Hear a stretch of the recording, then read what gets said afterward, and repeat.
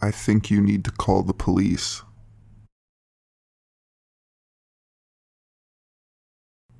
Hi there, long-time lurker, first-time poster. I love this thread. This happened a little less than 10 years ago. My friends and I went to the beach for the day, having a great time. All of a sudden, I get a picture message from my sister of about 10 cop cars in front of my parents' house. Of course, I am shitting a brick, and to top it all off, my phone dies. Luckily, I was with my friends and quickly called my sister from one of their phones. My parents live in a very nice neighborhood. There is never any crime. On this day, my sister was out babysitting and my mom was expecting her to be home any minute.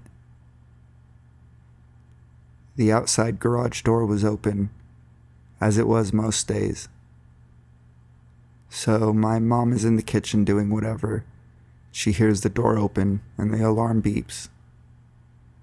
The alarm beeps anytime a door opens in the house. She continued cooking for a few seconds and then realized my sister never came in to say hi. The garage door is right next to the kitchen, and across a little hallway is a TV room. So she goes to look in the TV room for my sister and she sees a man standing in the room. I don't know how my mother had any courage to talk to the man because I would have been running away. She told him, "I think you need to leave." He responded, "I think you need to call the police." At this point, of course, she is losing her shit. She begins backing away from the room to the opposite side of the house, to where my dad's office is. Thankfully, he works from home. The best part is, he was on a phone call and was shooing her away, and she frantically tried to tell them there was an intruder. So they call the cops. My mom leaves the house and goes to stand on our neighbor's lawn. My father stays in the house, in his office. The door to his office is glass, so he can basically see across the house. There's also a door leaving the house, so if the guy was coming towards him, he could easily run out. The cops come and check the whole house. They tell my dad that he doesn't appear to be anywhere. My dad says that cannot be because he has been inside the house the whole time, and no door has beeped, indicating that the guy had exited. My mom was also outside and said that there is no way he left without her seeing. My parents were adamant that the guy was still in the house, so the cops checked again, and they found him. If you walk into my parents' bedroom, it's a big rectangle. You can easily sweep the room and clear it, but you have to walk in to the right to see that there is a tiny hallway with closets on either side that leads to their bathroom. The man had locked himself in the bathroom and the cops had to kick down the door.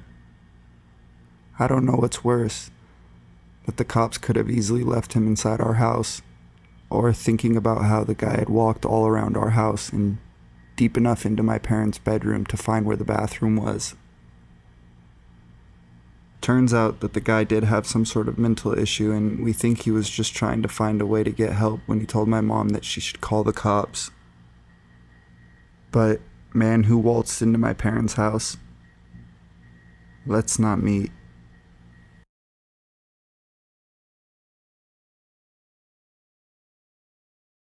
Creek Man.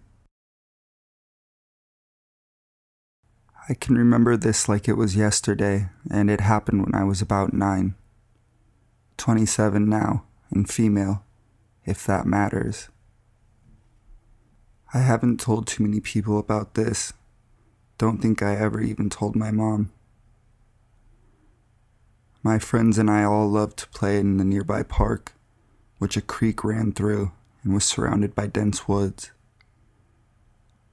Our parents all agreed that we were to not go to the park without a chaperone, and we saw this as a loose suggestion. One day I was staying at my friend Kelly's house and her older cousin was babysitting us while her mom ran some errands. We knew that we weren't supposed to go to the park alone, but convinced Kelly's cousin to let us go. She was too busy chatting on AOL Instant Messenger to care. We made our way through the neighborhood and to the park entrance, running and laughing the entire way. We ran down the trail picking up big sticks as we were pretending that they were swords. Thank God for this.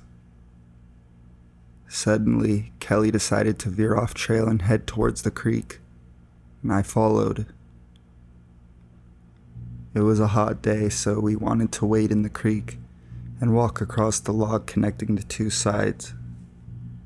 The sides of the creek were made up of thick clay and rocks, and it could be hard to maneuver depending on footwear choice. We were both wearing sandals and took them off. We used our sticks to help maneuver our way through the water and the mud, carefully watching our steps so we didn't fall in.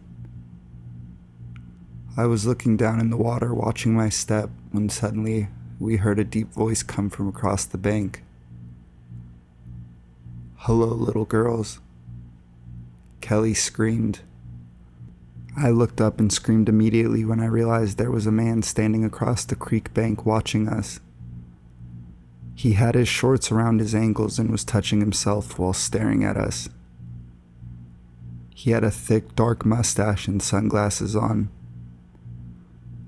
My reaction was to throw my walking stick in his direction, hoping to scare him off. This didn't work, and he continued. We tried to run, but we were struggling to get up the creek bank while barefoot. We finally made it through the woods and out to the street without stopping until we reached Kelly's street. We were quite shaken up and convinced ourselves that this happened because we went to the park alone. We decided not to tell anyone what happened because we feared that we would get into trouble and not be able to go to the park anymore.